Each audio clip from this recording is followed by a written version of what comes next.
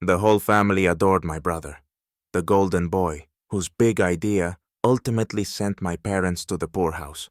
When it all fell apart, he vanished, leaving me to clean up his mess while they kept saying he did his best.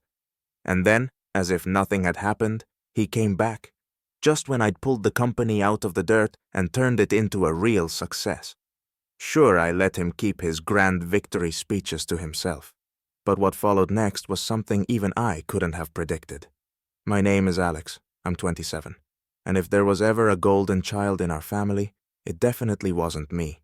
That golden cup, so to speak, was reserved for my younger brother Ben, who's now 25. And let's be honest, he was the guy who coasted through life with a smile, barely making an effort while our parents rolled out the red carpet for him. With such natural charm and leadership skills, which, if you ask me, was just a way of saying he knows how to charm us into getting his way. I worked like a dog while he strolled through life, smiling and getting whatever he wanted. Have you ever met someone who seemed like they were born with a lucky sign on their forehead? That was Ben. While I was poring over books in the library and planning my career, he was tossing promises around like free coupons. Trust my instincts. I know what I'm doing.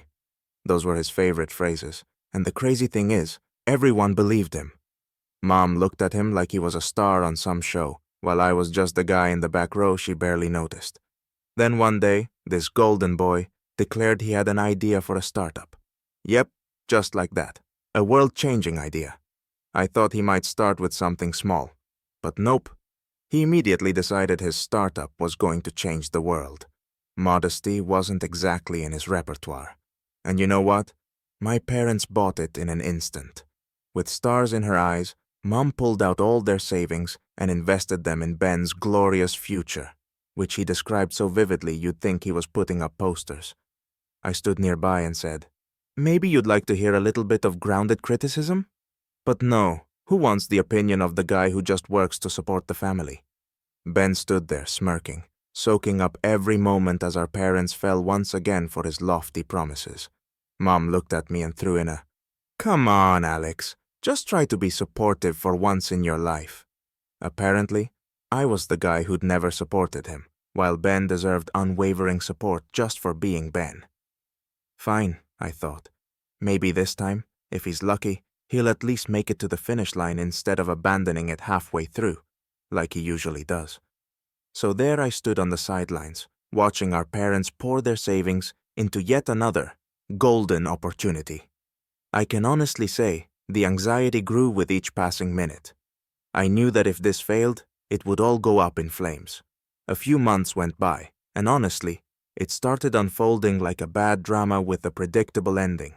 This brilliant project that, according to Ben, was supposed to change the world, was hurtling toward ruin faster than I could keep track of his failures in my mind. One day, deciding to check out the office, I realized it was even worse than I'd expected. The team looked like they'd been dragged out of bed and bribed with free donuts to work.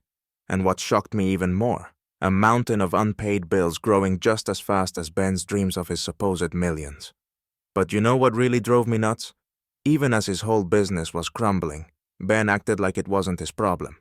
He walked around giving orders left and right, with the face of some self-appointed success coach. No sign of him taking any responsibility.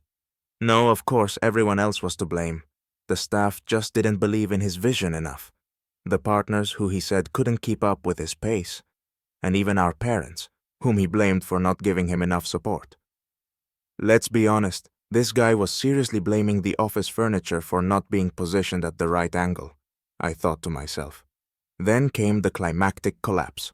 The project that was supposed to bring our family wealth turned into a complete disaster. All the money, gone. My parents, in shock. And Ben, well, he basically just shrugged.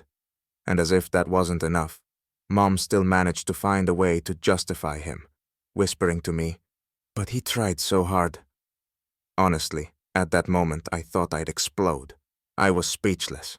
How on earth did he manage to convince them he wasn't at fault? So there I was, looking at my parents who were just trying to find some sliver of hope in a shattered business and empty accounts. They didn't deserve this kind of betrayal. I took a deep breath and offered, "Listen, if Ben can save it, let me give it a try." And trust me, it wasn't for the fame or personal glory. I just couldn't stand by and watch them end up with nothing because of yet another failure from their golden boy. As soon as I stepped into management, I realized I'd entered a nightmare. Have you ever seen a business that looked more like a wrecked ship? Well, this was it. Ben left everything in such chaos that I even had to double-check if anyone knew what they were actually doing.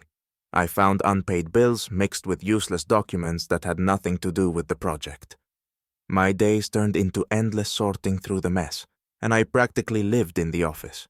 It felt like the entire load was on my shoulders alone. And you know where Ben was all this time?